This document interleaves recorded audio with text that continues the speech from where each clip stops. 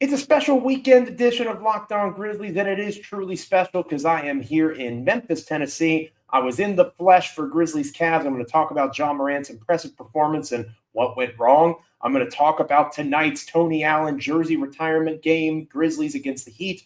And we had a great meetup at Blue City Cafe on Friday night. DeMichael and I getting to see some everydayers. They have some topics that they'd like for us to discuss. I'm going to cover that and more on this episode of Locked On Grizzlies. Let's lock in.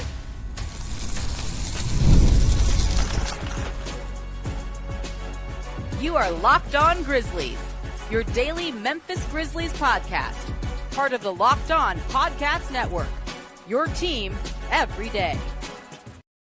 Welcome to this episode of Locked On Grizzlies. It is I, Joe Mullinax, once again here in Memphis, Tennessee, the land of the Delta Blues, the most beautiful land in the world, and I am thankful and happy to be with you on this special weekend edition of the podcast. Today's episode is brought to you by FanDuel.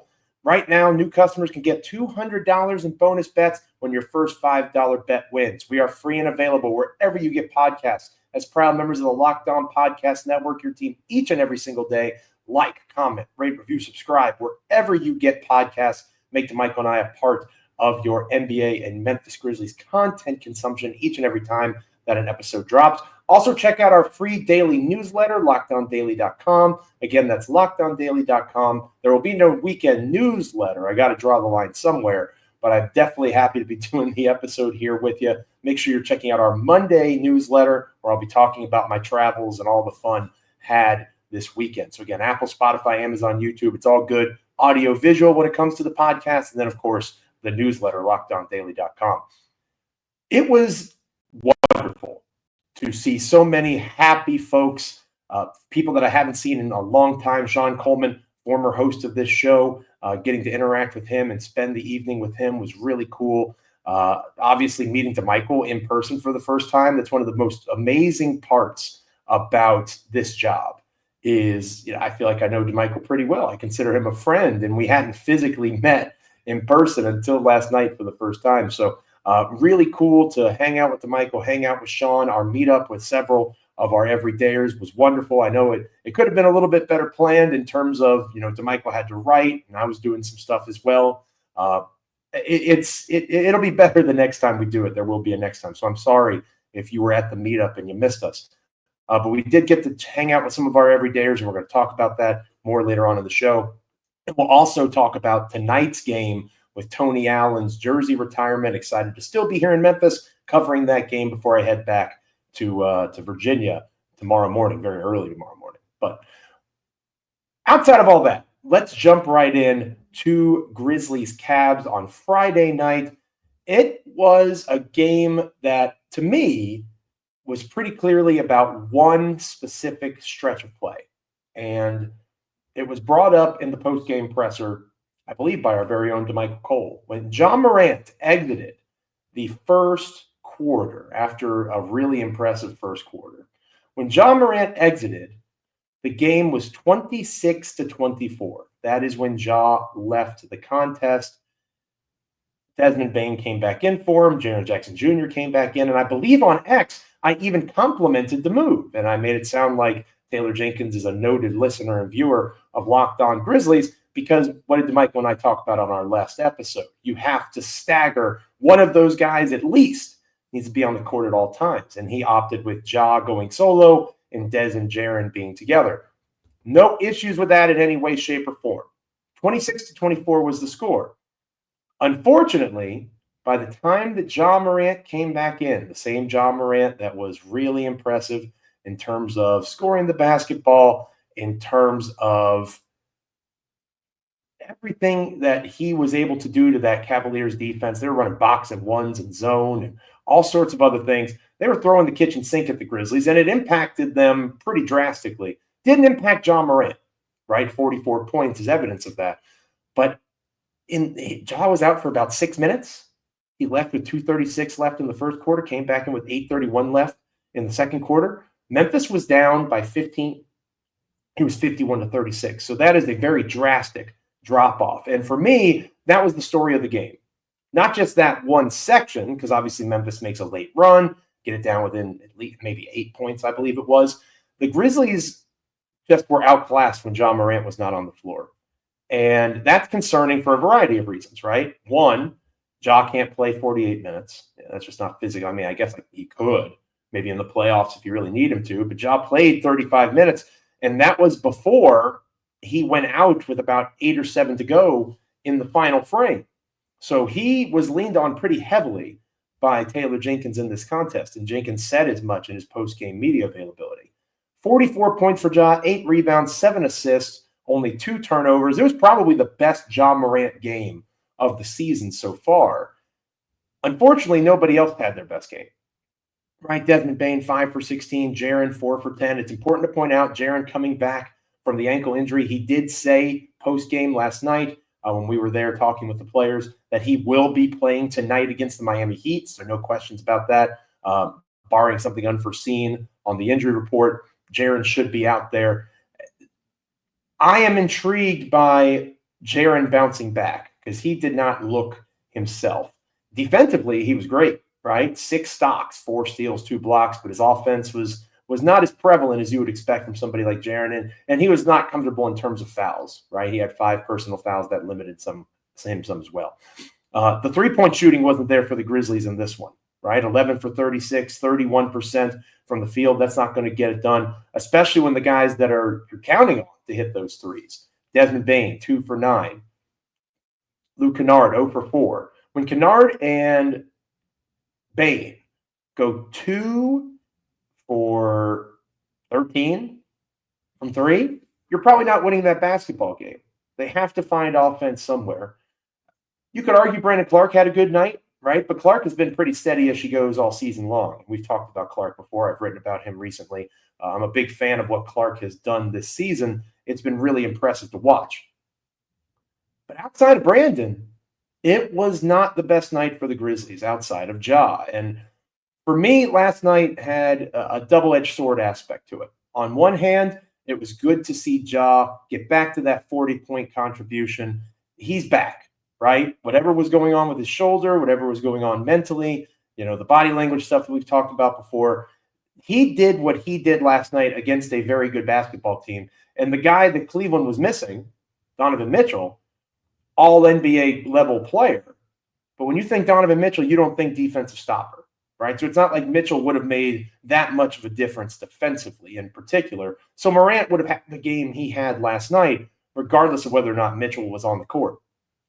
But it could have certainly been worse if Mitchell was on the court from an offense perspective. And the Grizzlies defense continues to struggle. Taylor Jenkins talked about miscommunications on rotations, players over-helping or players missing a spot on an assignment, not getting where they're supposed to be in coverage. And then he also just kind of pointed to Cleveland making shots, right? Evan Mobley made some threes. It's easy, not easy, pointing at Zach Edey and saying that he's not able to move laterally. He's not able to do the things that the Grizzlies need him to do. 7'4", 290 pounds, the way the Grizzlies play, DeMichael and I have talked about that a lot. That decision to go with that draft pick may be, in hindsight, something that the team doesn't regret because I think Edey's going to be a good NBA player, but the schematic fit has just been an adjustment. That's a fair thing to point out. But this was not a night when Evan Mobley is hitting pull-up threes. He's doing that to most people, not just Zach Edey, right? Cleveland really did a good job scoring the ball, and they did a good job taking advantage of the Grizzlies not being able to adjust. Taylor Jenkins talked about the different zone coverages they were throwing. They were running 3 2s and 2 3s and a box and 1. The Grizzlies don't really do that kind of stuff, right? That's not who they are. And when you have an identity, that's important. That's something that you kind of hang your hat on and you're proud of as an organization. It allows for you to have a shared identity on one end of the floor or the other. But when it's not clicking, adjustments have to be made, and I still see that as a struggle for this Grizzlies team. That's something that makes you worried going into the playoffs, right? Ja Morant's going to be there. You're not going to have Jaren and Dez shooting a combined 9 of 26, right? They're going to do a little bit better than that. But are you going to be able to defend the top-performing offenses in the league if the Grizzlies have to see the Oklahoma City Thunder in the second round, or heaven forbid, a team like the Lakers in the first round? How are they going to handle elite offensive talent? I think that's a fair question to ask at this point. Let us know what you're thinking in the comments. Hit me up on X at Joe Mullinax. How are you feeling? Again, seeing Ja play that way has to put you in a good mood, but at the same time, another loss to a good team, an elite team in the case of the Cavaliers. Memphis clearly a tier below those guys. When we come back here on Locked On Grizzlies, we had a wonderful meetup. I want to stress that. It was really nice hanging out last night at Blue City Cafe with DeMichael and some of our listeners and our viewers, our everydayers. They had some topics they wanted me to discuss, and I'm going to do just that on today's show. Stick around.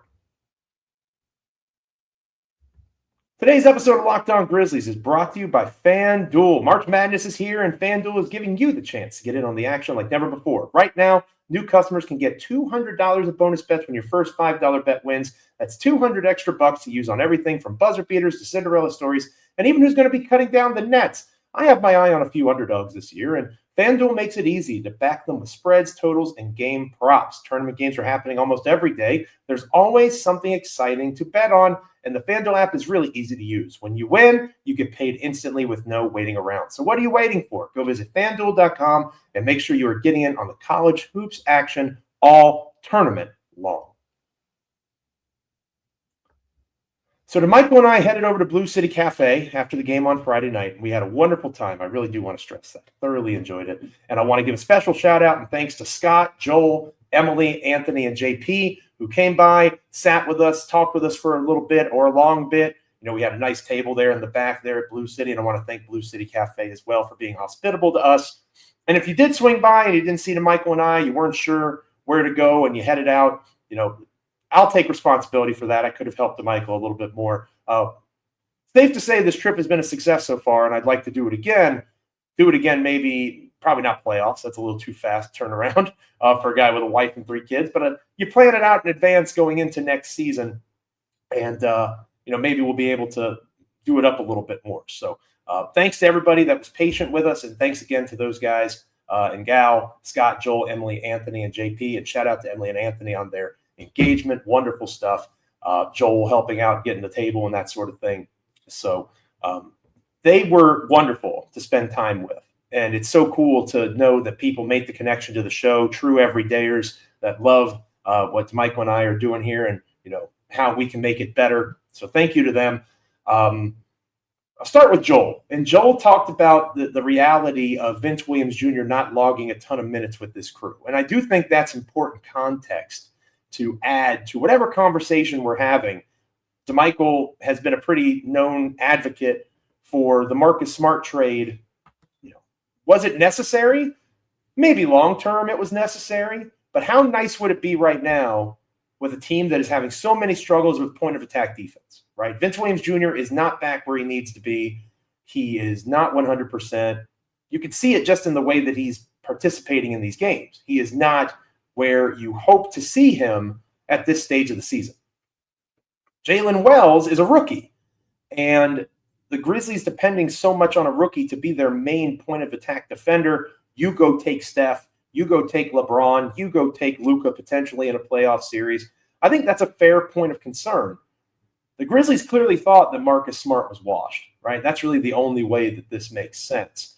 And they were worried that if that became more and more evident as the season went on, postseason, can't even play him because he's not any good anymore, they were going to have to give up more assets to move on. So they saw it as a sunken cost and they just wanted to be done with it.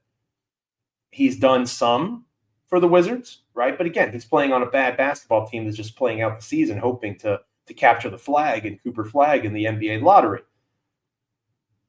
Marcus Smart's, the idea of Marcus Smart would be wonderful to have here. But the reality of Marcus Smart, I think that we lose sight of that some. The guy that I wanted to succeed, the guy that you wanted to succeed, he's not here. And I think that patience is a virtue when it comes to just really trying to give Vince a chance to get comfortable. When it comes to the execution, the lapses, a lot of times to my eye, when some of those problems occur, going back to that game-winning shot that was hit last week, I forget the exact game. But, it was Vince Williams Jr. that looked like he was overhelping a little bit, right? Playing that free safety kind of role, not getting out to the shooter quick enough on closing out. To me, it's very much getting Vince as comfortable as you can because he's clearly not there yet. Anthony asked about spacing. with the rotations. Anthony wasn't a big fan of Gigi and Jay Huff playing together. I think that the talent disparity was pretty clear in terms of the bench, right? And just because you're the highest scoring bench in the NBA does not mean you're the best bench in the NBA. The Grizzlies are pretty clearly not the best bench in the NBA. And Taylor Jenkins said himself that the Cavaliers may have the best bench in the NBA. Sam Merrill, Javonte Green, Ty Jerome. Ty Jerome only played 17 minutes. That's a guy that we've talked about as the most improved and sixth man of the year candidate.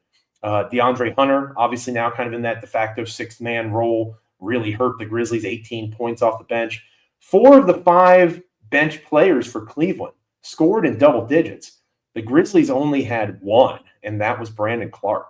So Lamar Stevens had another good night. He went and got signed for the year. That's great to see. But really prioritizing which guys fit together, right? I think Gigi and Jay Huff, that's a fair point. How much is Jay Huff playing if Santi Aldama is healthy? That's important to remember too. Santi unlikely to play in tonight's game. Taylor Jenkins said he hasn't even progressed to 3-on-3 in his media availability last night. So Jaren will play, according to Jaren, straight out of Jaren's mouth. Again, the injury report will be interesting to kind of watch and see in the wake of the game. But I do believe that we should keep an eye on the understanding that Gigi Jackson's young, right? Gigi Jackson did a lot of what he did. You know, I caught flack earlier on in the year for saying Gigi was a garbage time scorer. He did a lot of what he did on a bad team. And that doesn't mean Gigi's a bad basketball player. Gigi's obviously a very good basketball player. And the Grizzlies clearly value him because if they really wanted to make a trade at the trade deadline, they probably would have had to include Gigi Jackson to get a true upgrade in the here and now. And they weren't willing to do it. They weren't willing to do it. So that speaks volumes. What you say and what you do are two different things. The fact that they chose to hold on to Gigi says that they see value in him. And he just needs to get comfortable in this role. Last year, he had the ball in his hands a lot. Last year, he was creating a lot for himself and for others. Last year, he was a focal point. He's not that with Ja, Jaren, and Dez. He's just not. So Gigi next to Ja, again, if they're going to go in this direction where it's Jaren and Bane together and Ja solo, maybe Gigi makes sense in that spot next to Ja as a secondary scoring option because it would give him a little bit more responsibility on the offensive end. I could see that making a lot of sense. So thank you to Anthony for that, talking about concerns about the rotations and making sure that there's enough spacing between them in terms of Ja, Jaren, and Dez, spacing on the floor in terms of the scoring, making sure the offense works. And again, I'm with you on the Huff Gigi question, but how much of that is because Santi wasn't available? And then JP asked questions about Jenkins. You know, a hot topic on social media. I've seen it in the comments a few times on YouTube. Are the Grizzlies going to keep all 3 of them together, Ja, Dez, and Jaren? To me, the answer is yes, because they have put themselves in a position with the smart contracts underneath them that are multi-year contracts for low numbers of money. I do believe them when they say that they're going to pay the luxury tax. They haven't done it yet. Again, I'm still in that don't talk to me, show me kind of mindset, but they've said it enough where Robert Parra, the owner of the Grizzlies, Zach Kleiman, the GM of the Grizzlies, I don't think they'll go in the second apron, but I think when the time comes for the tax, they'll do it. Will they? We'll find out together. I don't think they trade a Desmond Bane before they move on in terms of coaching. And I'm not advocating for that just yet because I think that we have to see how the playoffs play out. It's important to point out, as frustrating as these losses to these elite teams are, the Grizzlies are a playoff team. They're going to be in the playoffs, unlikely to be in the play-in. It's possible if they fall off a cliff, they fall to the play-in. But as of this recording, they're in a good spot, right? Now, 2 through 5, we talked about that on recent episodes of the show. That's a cluster at the moment, right? The Denver Nuggets are currently the 2 seed in the Western Conference as of this recording. The 5 seed is the Lakers.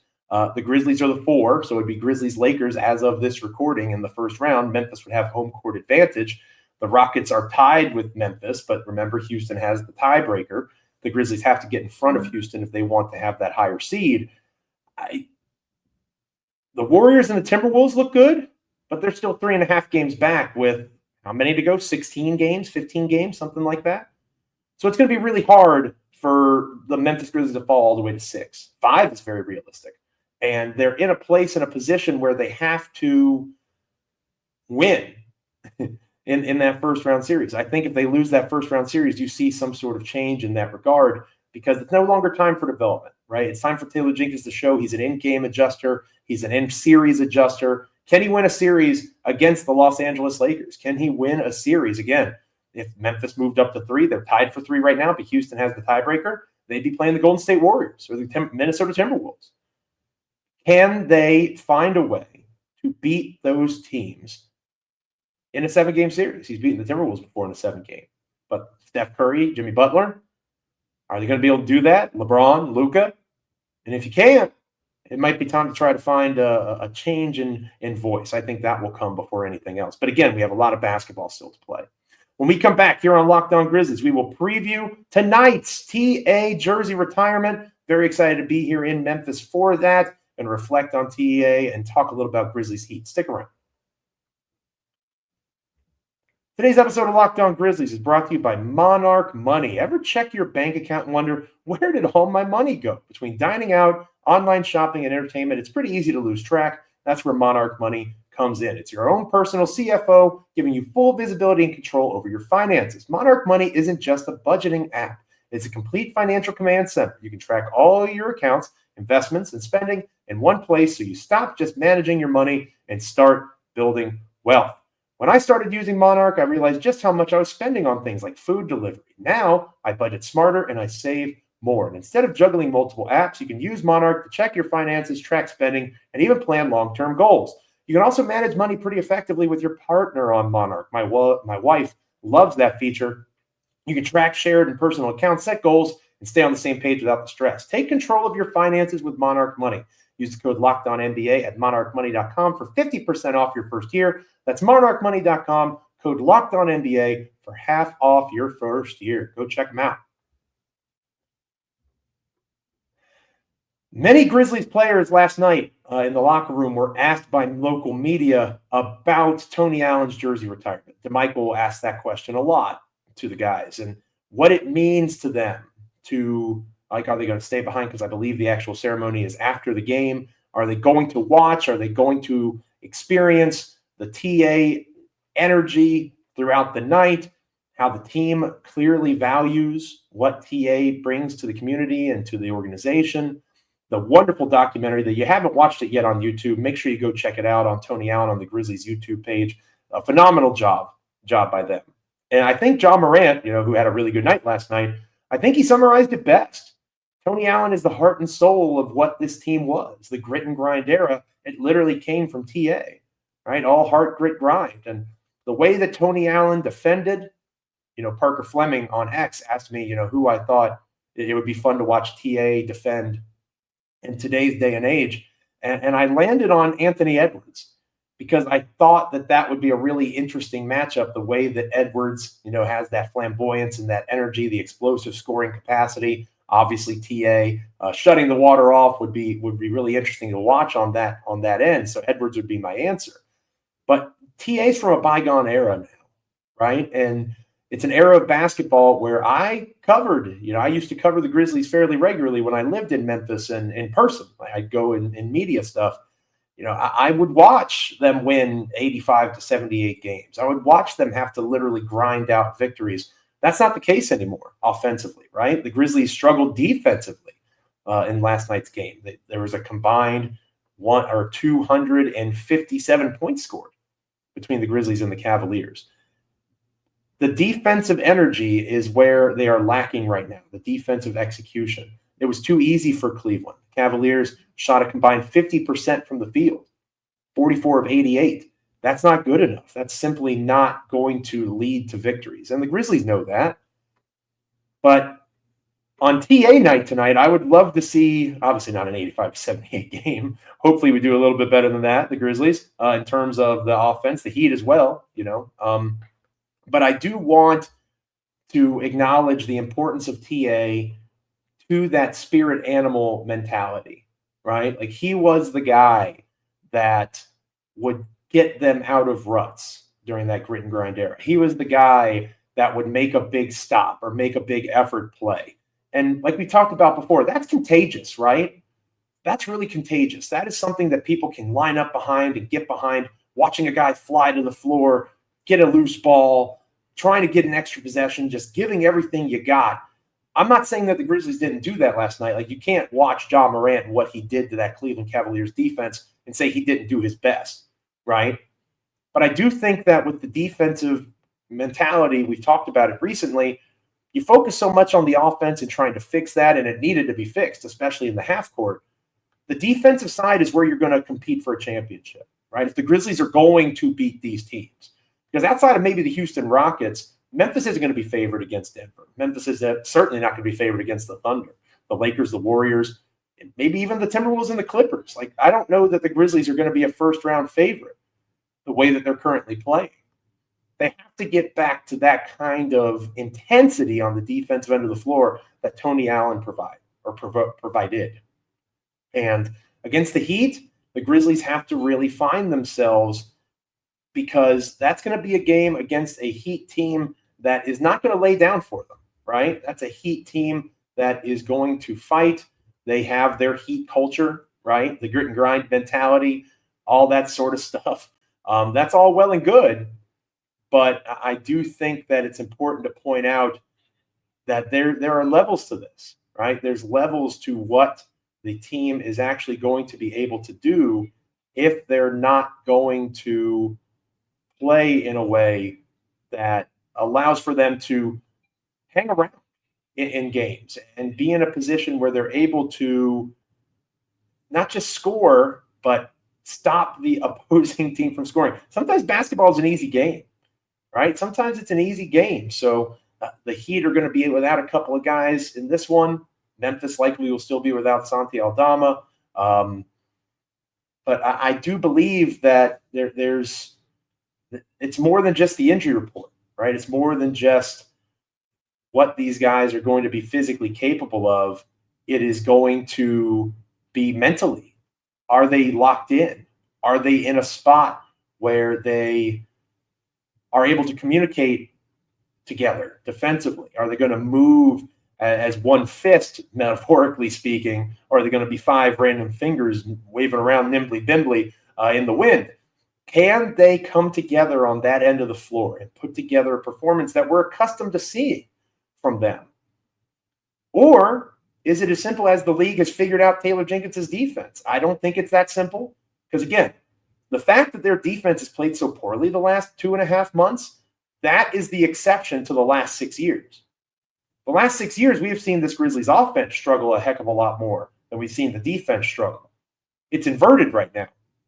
How do they get back to that defensive energy? How do they get back to that communication, that execution? How do they find that swagger on that end of the court? When you think defensive swagger, you think Tony Allen. So I think it's going to be a wonderful night. There's word that Marc Gasol will be there, Mike Conley perhaps. Obviously, Mike Conley's still an active NBA player, right?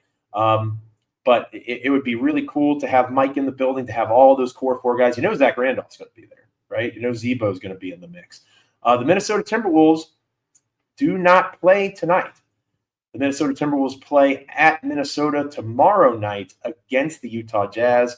So I think that there's a chance that we might see Mike in the building, and it might be brief, right? It might be a short-lived kind of thing because he has to go get ready for a basketball game.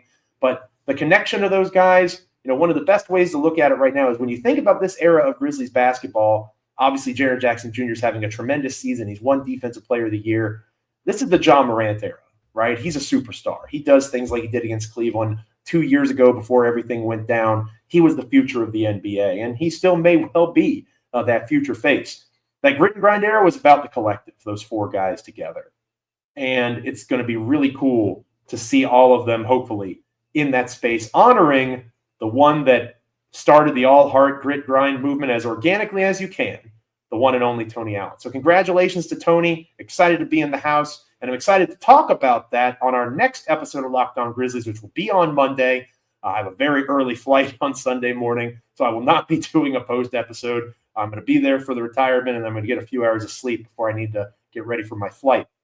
But we will have a Monday show. DeMichael and I will be together talking about the TA game, obviously previewing the next game ahead on the schedule for the Grizzlies. Memphis will be in Sacramento taking on the Kings. A little bit of a road trip coming up for the Grizzlies. So we'll talk about Grizzlies Kings, and we will talk about the game that the Grizzlies play against the Heat and how cool it was to be there for the TA retirement ceremony. That'll be our next show.